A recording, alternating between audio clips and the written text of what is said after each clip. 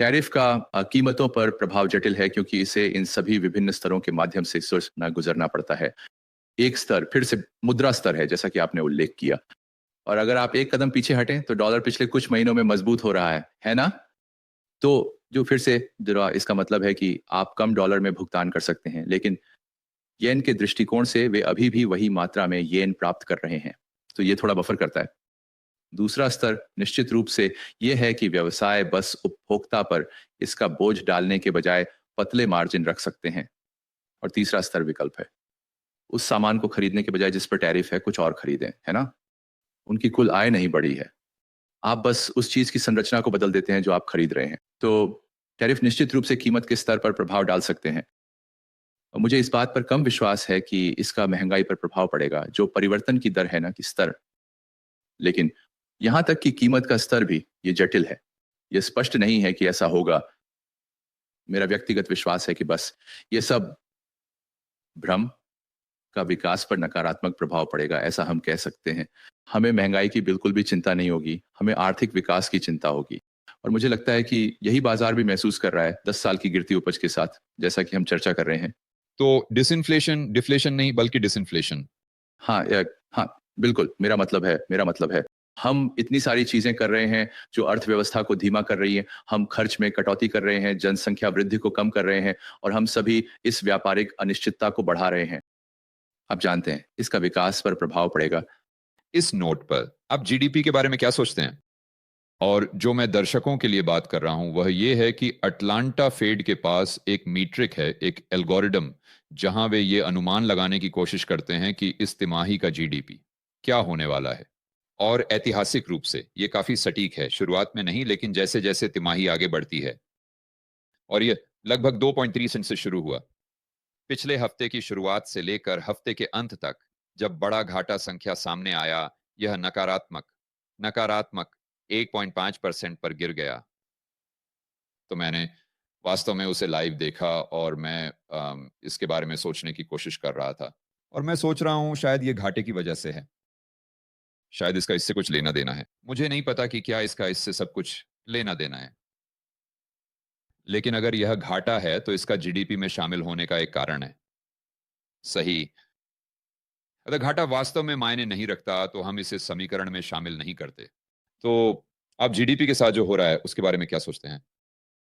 तो मुझे लगता है कि एक बड़ा तो ये मुख्य रूप से आयात में अचानक वृद्धि के कारण लगता है। बहुत से लोग डरते हैं कि जब टैरिफ आएंगे तो उन्हें नहीं पता होगा कि उन्हें क्या भुगतान करना पड़ेगा, और इसलिए वे अभी जितना हो सके आयात कर रहे हैं। तो जीडीपी की गणना करने का तरीका ये है। तो हम ये पता लगाने की कोशिश कर रहे हैं कि अमेरिका में कितनी वस्तुएं और सेवाएं उत्पादित हो रही हैं। ये करने का एक तरीका है कि आप बस ये जोड़ दें कि हर कोई क्या खर्च कर रहा है ना? एक एक व्यक्ति का खर्च, तो आपका खर्च किसी और की आय है। तो अगर आप ये जोड़ते हैं कि हर कोई क्या खर्च कर रहा है, आप सभी वस्तुओं और सेवाओं का एक अनुमान लगा सकते हैं। हालांकि अगर आपका खर्च किसी ऐसे व्यक्ति को भुगतान करने जा रहा है जो चीन में या अमेरिका के बाहर उत्पादन कर रहा है, तो यह पैसा है जो वास्तव में अमेरिका में वस्तुओं और सेवाओं पर नहीं जाता। तो हमें उस हिस्से को निकालना होगा। तो ऐसे बंडलों के साथ वे देखते हैं और कहते हैं आयात में अचानक वृद्धि। इस बार पिछले समय की तुलना करते हुए वे इसे अपने जीडीपी के अनुमान से घटाते हैं और इसलिए यह अब इसे प्रभावित कर रहा है। एक बात ध्यान में रखने वाली है कि अगर आप इस तिमाही में अपने सभी आयात पहले ही कर रहे हैं तो साल के बाद में आपके पास कम आयात होंगे, क्योंकि आपके पास पहले से ही सभी चीजें हैं, है ना? तो मैं उम्मीद करता हूं कि इस आप जानते हैं कम जीडीपी के आंकड़े को आने वाली तिमाहियों में सुधार किया जाएगा। ठीक है। और बस ताकि लोग इसे समझ सकें, जब आप व्यापार घाटे के सी जीडीपी पर नकारात्मक प्रभाव डालने के बारे में सोचते हैं, क्योंकि हम जो करने की कोशिश कर रहे हैं वह यह है कि हम अमेरिका में उत्पादित वस्तुओं और सेवाओं को देख रहे हैं। तो मुझे लगता है कि इसे समझने का एक आसान तरीका यह है कि इसके विपरीत पक्ष पर देखें। चलो मान लेते हैं कि हमारे पास $150 बिलियन का व्यापार अधिशेष है। तो इसका मतलब है कि हमने जो कुछ भी था उसके ऊपर अतिरिक्त $150 बिलियन का उत्पादन किया है, यहां अमेरिका में खरीदा और बेचा गया। तो जाहिर है आप चाहेंगे कि यह जीडीपी के आंकड़े में शामिल किया जाए। तो ये सच है। अगर अधिशेष को उस संख्या में शामिल किया जाता है, क्योंकि हम इतनी सारी चीजें उत्पादित कर रहे हैं और हम यह सुनिश्चित करना चाहते हैं कि हम इसे मापें, तो इसका विपरीत भी सच होगा कि हम कम चीजें उत्पादित कर रहे हैं। सिद्धांत रूप से अगर आप व्यापार घाटे को बढ़ते हुए देखते हैं, तो मुझे लगता है कि आप जो कह रहे हैं वो ये है, हाँ, अगर हम इस दीर्घकालिक प्रवृत्ति को देखते हैं जहां घाटा, जो मुझे लगता है कि हमने देखा है, बड़ा और बड़ा होता जा रहा है। मैं ये कर रहा हूं क्योंकि जब आप एक चार्ट देखते हैं तो ये नकारात्मक है। तो ये सच है कि ये जो हो रहा है उसका अच्छा प्रतिबिंब नहीं है आंतरिक अर्थव्यवस्था में।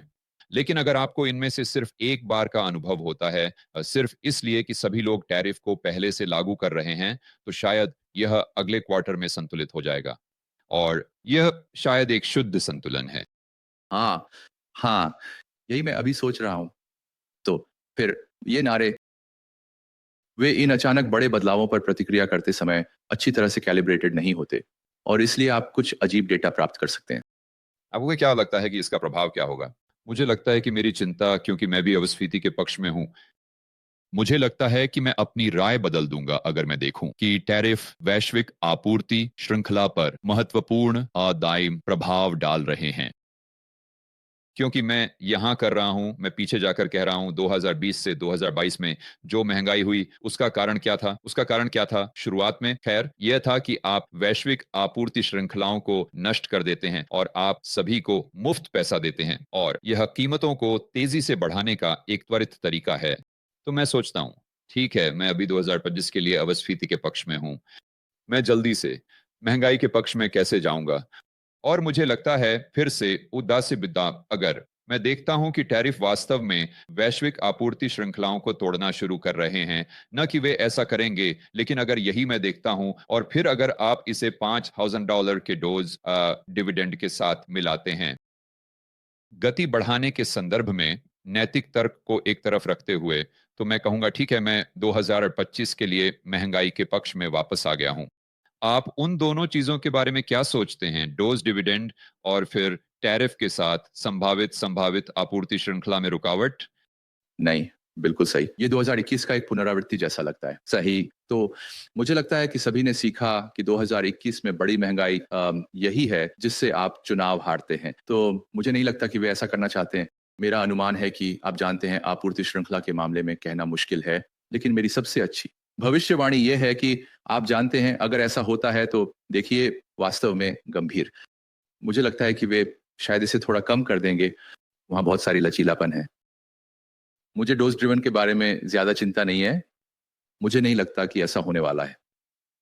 हालाँकि जो चीज़ लगती है, वह ये है कि हमें साल के अंत में कुछ और कर कटौती मिल सकती है, लेकिन ये उपभोक्ताओं पर ज़्यादा केंद्रित नहीं होंगी। तो माँग को बढ़ाने के लिए नहीं, बल्कि व्यवसायों पर अधिक केंद्रित होंगी ताकि आपूर्ति को बढ़ाया जा सके। तो राष्ट्रपति ट्रंप, मुझे लगता है, एक व्यवसायी होने के नाते वह कुछ ऐसा कर रहा है जो मैंने अन्य राष्ट्रपति करते हुए नहीं देखा। यानी वह दुनिया भर में हर जगह जाता है ताकि व्यवसायों को अमेरिका में आने और निवेश करने के लिए आकर्षित कर सके, है ना? उसे परेड करना पसंद है। मासा सांड और इसी तरह के लोग अमेरिका में सैकड़ों अरबों का निवेश करने आ रहे हैं। मुझे लगता है कि आज उसके पास एक त्योहार मनाने का कार्यक्रम है, टीएसएमसी का बढ़ा हुआ निवेश। तो वह समझता है कि अगर आप अमेरिका में फैक्ट्रियां और आपूर्ति बनाते हैं, है ना? तो आप उन्हें कर कटौतियों और सब्सिडी, आसान नियामक उपचार आदि देकर प्रोत्साहित कर सकते हैं।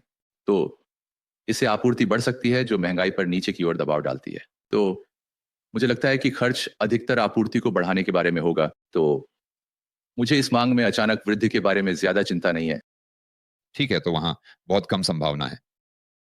मुझे पता है कि जब मैंने आखिरी बार देखा तो मैं सीएमई को देख रहा था, और संभावना वास्तव में बहुत कम थी कि फेड गिराएगा। मुझे लगता है कि उनकी अगली बैठक में रुकने की संभावना लगभग 85% थी। लेकिन मैंने ये नहीं देखा कि बाजार 2025 के बाकी हिस्से के लिए क्या मूल्यांकन कर रहा है। मुझे यकीन है कि आप इस पर ध्यान दे रहे हैं। तो बाजार क्या मूल्यांकन कर रहा था? क्या पिछले कुछ हफ्तों में जो हमने देखा है, उसने बाजार की भविष्यवाणी पर असर डाला है कि हमें कितनी कटौती मिलेगी? तो हमने साल की शुरुआत एक ही कटौती के मूल्यांकन के साथ की थी इस साल। अब ये लगभग 2 कटौती के बारे में है। तो जो हो रहा है वह ये है कि हमारे बाजारों में थोड़ी बहुत हलचल हुई है। आमतौर पर जब हमारे पास शेयर बाजार में गिरावट होती है तो बाजार अधिक कटौती का मूल्यांकन करता है और हमारे पास धीमी आर्थिक डेटा भी है। तो यही स्थिति अभी है। व्यक्तिगत रूप से मुझे लगता है कि हमें 4 से 6 कटौती मिलेंगी, क्योंकि मुझे डोज पर विश्वास है। मुझे लगता है कि टैरिफ बाधित करने वाले होंगे और मुझे लगता है कि हमें शेयर बाजार में एक बड़ी गिरावट देखने को मिलेगी और ये सब मिलाकर हमें बाजार की वर्तमान मूल्यांकन से कहीं अधिक कटौती मिलेगी। तो मैं इस साल इसे इस तरह देख रहा हूँ। शेयर बाजार में गिरावट आई क्योंकि और मैं यहाँ शैतान का वकील बन रहा हूँ क्योंकि अतीत में मुझे याद नहीं है कि कब से बुरी खबरें अच्छी खबर होती हैं जोसेफ।